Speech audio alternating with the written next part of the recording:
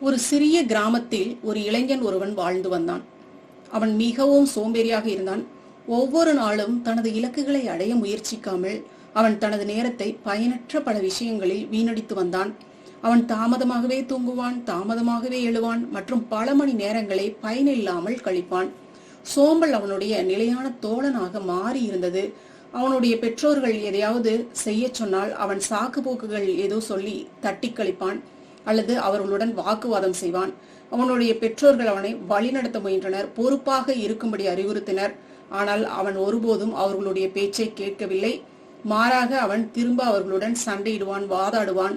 தனக்கு மாற்றம் தேவை என்பதை அவன் ஒப்புக்கொள்ள மறுத்து விடுவான். அவன் அடிக்கடி சொல்வான், நாளை செய்கிறேன். ஆனால் அந்த நாளை ஒருபோதும் வரவில்லை. அவனுடைய பெற்றோர்கள் மனம் நொந்து போயினர். காலம் இப்படியே கடந்து சென்றது. அவனுடைய நண்பர்கள் வாழ்க்கையில் முன்னேற தொடங்கினர். அவர்கள் வெற்றியை நோக்கி சென்று கொண்டிருந்தனர். பலருக்கு அற்புதமான வேலைகள் கிடைத்தது. இன்னும் சில நண்பர்கள் சொந்த தொழில் தொடங்கி முன்னேறி சென்று கொண்டிருந்தனர். இதற்கிடையில் அந்த இளைஞன் அதே இடத்தில் மாட்டிக்கொண்டு முன்னேறாமல் இருந்தான். தன்னை சுற்றியுள்ள தனது நண்பர்களின் முன்னேற்றங்களைக் கண்டு அவன் தன்னையே மனம் நொந்து கொண்டான். மெதுவாக அவன் தனது மோசமான பழக்க வழக்கங்களை தனது முன்னேற்றத்தின்மைக்கு காரணம் என்பதை உணரத் தொடங்கினான். அவன் தன்னை மாற்ற முயன்றான். ஆனால் எப்போது அவன் தன்னை மாற்ற முயன்றாலும் தனது பழைய பழக்கங்களுக்கே திரும்பி விடுவான். அவன் ஒரு தோல்வியாக உணரத் தொடங்கினான். தனது வாழ்க்கையில் எதையுமே என்னால் சரி செய்ய முடியாது என்று நம்பினான். ஒரு நாள் முற்றிலும் நம்பிக்கை இழந்த அந்த இளைஞன் தனது வீட்டை விட்டு வெகு தூரம் செல்ல முடிவு செய்தான். திசை தெரியாத இடத்திற்கு, தன்னந்தனியான இடத்திற்கு செல்ல முயன்றான். அவன் நாள் முழுவதும் நடந்து ஒரு மலையில் உள்ள ஒரு காட்டை அடைந்தான். சோர்வாகவும் பசியாகவும் இருந்த அவன் ஒரு மரத்தின் கீழ் அமர்ந்து தனது வாழ்க்கையில் தவறாக செய்த விஷயங்களை பற்றி சிந்திக்க தொடங்கினான். அப்போது அவன் காட்டில் ஒரு சிறிய குடிசையை கண்டான். ஆர்வமாக அவன் அந்த குடிசையை நோக்கி நடந்து அதன் முன்பாக அமர்ந்திருந்த ஒரு துறவியை பார்த்தான். அந்த துறவி அமைதியாக தியானத்தில் ஆழ்ந்திருந்தார். அவர் கண்களை திறந்து அந்த இளைஞனை பார்த்து புன்னகையுடன் கேட்டார், நீ யார் மகனே? இந்த அடர்ந்த காட்டிற்கு என்ன விஷயம் உங்களை இங்கு கொண்டு வந்து சேர்த்திருக்கிறது? அந்த இளைஞன் தனது மனதில் உள்ளது எல்லாம் வெளியில் கொட்டி தீர்த்தான். தான் ஒரு தோல்வியாளனாக உணர்கிறேன் என்றும் தனது வாழ்க்கையில் என்ன அடுத்து செய்வது என்று எனக்கு தெரியவில்லை என்றும் துறவியிடம் சொன்னான். துறவி பொறுமையாக கேட்டார். அவரது கண்கள் அன்பும் புரிதலும் நிறைந்திருந்தன. இளைஞன் பேசி முடித்த பிறகு துறவி அவனுக்கு கொஞ்சம் தண்ணீரும் உணவும் கொடுத்து, சாப்பிடு மகனே, வெறும் வயிற்றில் தெளிவான சிந்தனை உனக்கு இருக்காது என்றார். இளைஞன் சாப்பிட்ட பிறகு துறவி சொன்னார், இங்கே பார், யாரும் தோல்வியாக பிறப்பதில்லை. நாம் யார் என்பது இங்கு முக்கியமும் இல்லை. நாம் தினமும் என்ன செய்கிறோம் என்பதுதான் நமது வாழ்க்கையை இங்கே வடிவமைக்கிறது. நீங்கள் உங்கள் நாளை எப்படி தொடங்குகிறீர்கள் என்பதை மாற்றினாலே உங்களுடைய வாழ்க்கையை நீங்கள் மாற்றலாம். இளைஞன் ஆச்சரியமாக, சுவாமி, நாளின் தொடக்கம் எப்படி நமது வாழ்க்கையில் பெரிய மாற்றத்தை ஏற்படுத்த முடியும் என்று கேட்டான். துறவி புன்னகையுடன் பதிலளித்தார், ஆம் மகனே, நமது நாளின் தொடக்கம் மிகவும் முக்கியமானது. நீங்கள் ஒரு நாளை நன்றாக தொடங்கினால் மீதமுள்ள நாள் நேர்மறையாகவும் ஆக்கத்திறன் மிக்கதாகவும் இருக்கும். ஆனால் நீங்கள் நாளை மோசமாக தொடங்கினால் அது எளிதில் எதிர்மறையான விளைவுகளுக்கு வழிவகுக்கும். இளைஞன் இன்னும் ஆர்வமாக, சுவாமி, தயவு செய்து சொல்லுங்கள், நான் எப்படி நாளை சிறப்பாக தொடங்கலாம் என்று கேட்டான். துறவி புன்னகையுடன் பதிலளித்தார், இது மிகவும் எளிது மகனே. காலையில் விரைவாக எழுந்திருப்பதன் மூலம் தொடங்குங்கள். இந்த சிறிய பழக்கம் உங்கள் வாழ்க்கையில் பல நேர்மறையான மாற்றங்களை ஏற்படுத்தும்.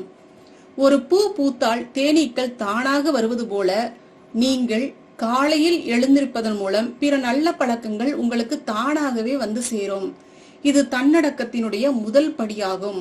உங்கள் மனதை பயிற்சியளிக்க விரும்பினால் காலையில் எழுந்திருப்பதை விட சிறந்த வழி எதுவுமே இல்லை. காலையில் எழுந்திருக்கக்கூடிய பழக்கம் நம் முன்னோர்களால் காலம் காலமாக கடைபிடிக்கப்பட்டு வந்த ஒரு அற்புதமான பழக்கம்.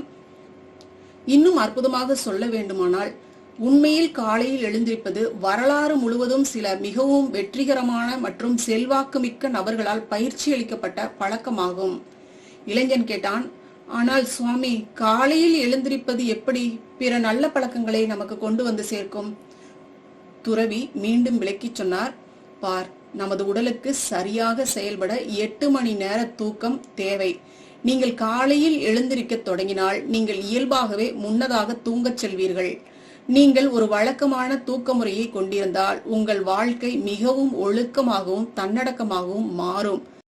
அப்ப நீங்க உங்களுடைய வாழ்க்கையில ஒழுக்கத்தை தானாகவே அறிமுகப்படுத்தும் போது சோம்பல் மற்றும் தள்ளி போடும் பழக்கம் மெதுவாக மெதுவாக மறைந்துவிடும். இந்த வழக்கமான தூக்க சுழற்சி உங்கள் ஒட்டுமொத்த தூக்கத்தினுடைய தரத்தை மேம்படுத்தும். உங்களை மேலும் எச்சரிக்கையாகவும் ஆற்றல் மிக்க நபராகவும் மற்றும் நாளின் சவால்களை எதிர்கொள்ள தயாராகவும் உங்களை ஆக்கப்பூர்வமான மனிதராக ஆக்கும். துறவி தொடர்ந்து, காலையில் எழுந்திருப்பது ஒரு நல்ல தொடக்கத்தை அளிக்கிறது. உலகம் பரபரப்பை அடைவதற்கு முன்பே இது உங்கள் எண்ணங்களை ஒழுங்கமைக்க, தெளிவான நோக்கங்களை அமைக்க மற்றும் உண்மையில் முக்கியமான பணிகளில் கவனம் செலுத்த இது உதவுகிறது. காலையில் எழுந்தவர்கள் பெரும்பாலும் நாளின் முதல் சில மணி நேரங்களில் அதிகம் சாதிக்க முடியும். ஏனெனில் காலை பொதுவாக அமைதியாகவும் திசை திருப்பல்கள் இல்லாமலும் இருக்கும். இது மிகவும் சவாலான பணிகளை கையாள்வதற்கு சிறந்த நேரமாக இந்த காலை நேரம் இருக்கிறது. மேலும் துறவி சொன்னார், காலையில் எழுந்திருக்கும் பழக்கம் உங்கள் மன ஆரோக்கியத்தை நேர்மறையாக்குகிறது. காலையில் எழுந்தவர்கள் தங்கள் வாழ்க்கையில் அதிக கட்டுப்பாடு கொண்டிருப்பதாக உணர்கிறார்கள். பெரும்பாலும் காலையில் எழுந்திருக்கக்கூடிய அதிகாலையில் எழுந்திருக்கக்கூடிய மனிதர்கள் கவலையற்ற மனிதர்களாக, உணர்ச்சியில் சமநிலை உள்ளவர்களாக, அதாவது இன்ப துன்ப நிலையில் சமநிலை உள்ளவர்களாக வாழ்வதை நம்மால் பார்க்க முடியும். அது மட்டுமல்லப்பா, அதிகாலை நம்ம எழுந்திருக்கும் பொழுது அந்த வெளிச்சம் நம் உடல்ல பாயும் பொழுது நம் உடல்ல செரட்டோனின் அளவை அதிகப்படுத்துது. இது மகிழ்ச்சி ஹார்மோன் என்று அழைக்கப்படுது. அது மட்டுமல்ல, கார்டிசோல் அளவையும் ஒழுங்குபடுத்த இது உதவுது. இது மன அழுத்த ஹார்மோன் என்று அழைக்கப்படுது. இந்த ஹார்மோன்கள் சமநிலையில நமக்கு இருக்கும்போது நமது மனம் மற்றும் உணர்ச்சி ஆரோக்கியம் மேம்பாடு அடைகிறது. மேலும் துறவி சொல்றாரு, காலையில உங்கள் மனம் அமைதியாகவும் புதிதாகவும் இருக்கும்போது நேர்மறையான எண்ணங்களை உங்கள் மனதில் புகுத்துவதற்கு இது ஒரு அற்புதமான நேரமாக இருக்குதுப்பா. நீ இந்த நேரத்துல மீண்டும் மீண்டும் ஒரு விஷயத்தை சொல்லும் பொழுது, நான் வெற்றி மற்றும் செழிப்பை என் வாழ்க்கையில் ஈர்க்கிறேன் அப்படின்னு நீங்க மீண்டும் மீண்டும் இந்த மாதிரியான வாக்கியங்களை சொல்லும் பொழுது உங்கள் உள்மனது அதை உறிஞ்சிக் கொள்கிறது. உங்களுடைய ஆழ்மனது அதை உறிஞ்சிக் கொள்கிறது மற்றும் விரைவில் நீங்கள் உங்கள் வாழ்க்கையில் மாற்றங்களை காண தொடங்குவீர்கள். இளைஞன் ஆர்வமாக கேட்டான், சுவாமி, காலையில் உடற்பயிற்சி செய்வது எப்படி பயனுள்ளதாக இருக்கும்? துறவி பதிலளித்தார், காலையில் உடற்பயிற்சி செய்வது உங்கள் ஆற்றலின் அளவை அதிகரிக்கிறது, உங்கள் மனநிலையை அது மேம்படுத்த உதவுகிறது மற்றும் உங்கள் வளர்ச்சிதை மாற்றத்தை அது தூண்டுகிறது.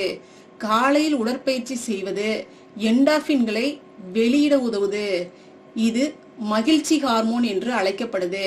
இது நாளின் மீதமுள்ள நேரத்திற்கு ஒரு நேர்மறையான ஒரு தோற்றத்தை அமைத்து உங்களுக்கு கொடுக்கிறது. யோகா, ஜாக்கிங் மற்றும் வேறு எந்த வகையான உடற்பயிற்சியாக இருந்தாலும் அது உங்கள் உடலை புத்துணர்ச்சி அடைய செய்து சோம்பலை அகற்றக்கூடியதாக இருக்கு. இந்த மாதிரி பயிற்சிகள் மூலம் ஆற்றலை அதிகரிக்க செய்து புத்துணர்ச்சி அடைந்த உடலுடன் நாள் முழுவதும் ஒரு செயலில் நீங்கள் ஈடுபடும் போது உங்களுக்கு அந்த செயல் மிக எளிதாக இருக்கும். சிரமம் இல்லாமல் அந்த வேலையை உங்களால் செய்து முடிக்க முடியும். மேலும் துறவி சொன்னார், மகனே, நான் காலையில் எழுந்திருப்பதன் பலன்களை பற்றி நாள் முழுவதும் பேசலாம். ஏராளமான விஷயங்கள் இருக்கு. ஆனால் சாரம்சம் எளிதுப்பா. நீங்கள் உங்கள் வாழ்க்கையில் இந்த சிறிய மாற்றத்தை செய்தால் வெற்றி இறுதியில் உங்களை நோக்கி நிச்சயமாக வரும். நீங்கள் அதை துரத்தாவிட்டாலும் கூட இந்த ஒரு பழக்கம் உங்களை உங்கள் இலக்குகளுக்கு நெருக்கமாக கொண்டு போய் நிச்சயமாக சேர்க்கும் அப்படின்னாரு. இளைஞன் சொன்னான், குருவே, நான் முன்பு காலையில் எழுந்திருக்க முயற்சித்தேன், ஆனால் எப்போதும் தோல்வி அடைந்து கொண்டிருந்தேன். துறவி புன்னகையுடன் பதிலளித்தார், மகனே, முதல்ல இது சவாலாக தான்ப்பா இருக்கும். ஆனா நீ பழகி கொண்ட பிறகு உங்களுடைய உடல் இயல்பாக அந்த நேரத்தில் எழுந்திருக்கும்.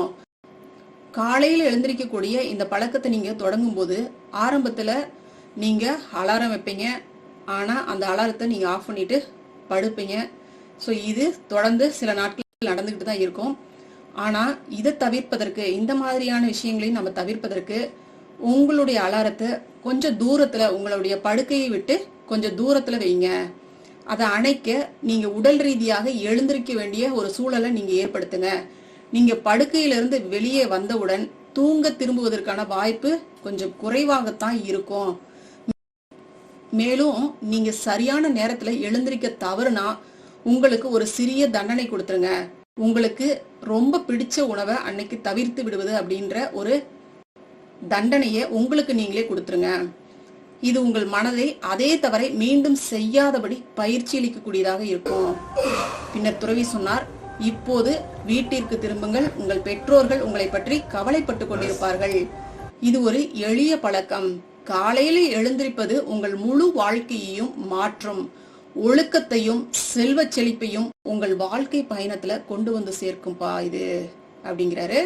துறவியின் வார்த்தைகளை கேட்டு இளைஞன் இறுதியாக ஒரு எளிய பழக்கம் எவ்வளவு ஆழமான தாக்கத்தை ஏற்படுத்த முடியும் என்பதை புரிந்து கொண்டான்.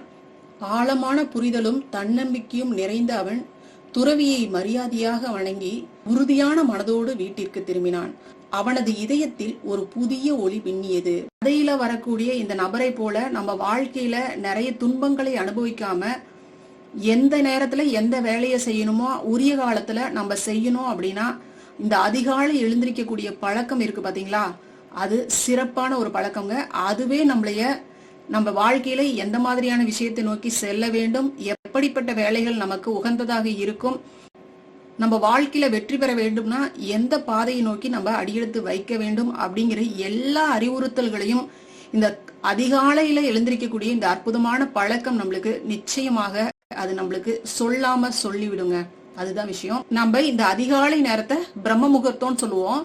வள்ளலார் என்ன சொல்றாருன்னு பாத்தீங்கன்னா, இந்த அதிகாலை நேரத்தை அமுத காற்று வீசக்கூடிய நேரம் அப்படிங்கிறார். அதாவது அமுத காலம் அப்படிங்கிறார். அமுதம்னாவே எப்படி, அமுதம்னாவே என்னன்னு சொல்லுவோம், சிறப்பான ஒரு விஷயம் இல்லையா. மற்ற நேரங்கள் எல்லாம் பார்த்தோம் அப்படின்னா விசக்காற்று உஷ்ணக்காற்று இந்த மாதிரி தான் வீசும். ஆனா இந்த அதிகாலை நேரத்துல நம்மளுக்கு வீசக்கூடிய காற்று அமுத காற்றாக இருக்கும். நீங்க ஜஸ்ட் எழுந்திருச்சு வெளியில போய் அந்த காற்றை சுவாசிச்சீங்கன்னாவே அவ்வளவு உங்களுக்கு புத்துணர்ச்சி கிட்டும். ஏன் அதிகாலை நேரத்துல நம்மளுக்கு அபரிதமா தூக்கம் வருது, ஆனந்தமா தூக்கம் வருது அப்படின்னு பார்த்தோம்னா இந்த விஷயம்தான். இந்த அமுத காற்று அந்த நேரத்துல பூமியை நோக்கி வருது. அப்படி வரும் பொழுது நம்மளுக்கு ஒரு பேரானந்த நிலை கிட்டுது. இப்ப தூக்கத்திலேயே அந்த மாதிரி கிட்டுது அப்படின்னா நம்ம விழித்து அதை உள்வாங்கி நம்ம உடல் முழுவதும் அதை கிரகித்து கொள்ளும் பொழுது இன்னும் எப்படிப்பட்ட ஆற்றல் நம்மளுக்கு கிடைக்கும் அப்படின்னு நினைச்சு பாருங்க. இந்த அமுத காற்று எங்கிருந்து வருது அப்படின்னு சொல்றாருன்னா, பல கோடி மைல்களுக்கு அப்பால் இருந்து, அதாவது இந்த கோள்கள்லாம் இருக்கு இல்லையா, நட்சத்திர தொகுதிகள், கோள்கள், விண்மீன்கள்லாம் இருக்கு இல்லையா, அங்கிருந்துதான் தொலைதூரத்துல இருந்துதான் அந்த அமுத காற்று பூமியை நோக்கி வருதுப்பா அப்படிங்கிறாருங்க. அப்ப நம்ம வாழ்க்கையில ஒரு வெற்றிகரமான மனிதராக உருவாக வேண்டும், இந்த சமூகத்துல ஒரு உயர்ந்த நிலையை நம்ம எட்ட வேண்டும் அப்படின்னா கண்டிப்பாக இந்த அதிகாலை நேரத்துல எழுந்திருக்கக்கூடிய பழக்கத்தை உங்ககிட்ட வளர்த்துக்கோங்க. நிச்சயமாக உங்களால ஒரு வெற்றி பெற்ற மனிதராக உருவாக முடியும் செல்லுங்களா. சரிங்களா? முதல்ல இது கஷ்டமா தான் இருக்கும். ஆனா தொடர்ந்து 21 நாள் விடாம இதை கடைபிடிச்சிட்டு வந்துருங்களேன். அடுத்தது பாத்தீங்கன்னா நீங்க தூங்கலாம்னு நினைச்சா கூட உங்களால தூங்க முடியாது. இந்த சாட்டர்டே சண்டே நம்ம லீவ் விட்டுறலாம் இந்த பழக்கத்துக்கு அப்படின்னு மட்டும் நினைச்சிடாதீங்க. மீண்டும் நம்மளையே கொண்டு போய் அதே பழக்கத்துக்கு ஆட்படுத்திடும்.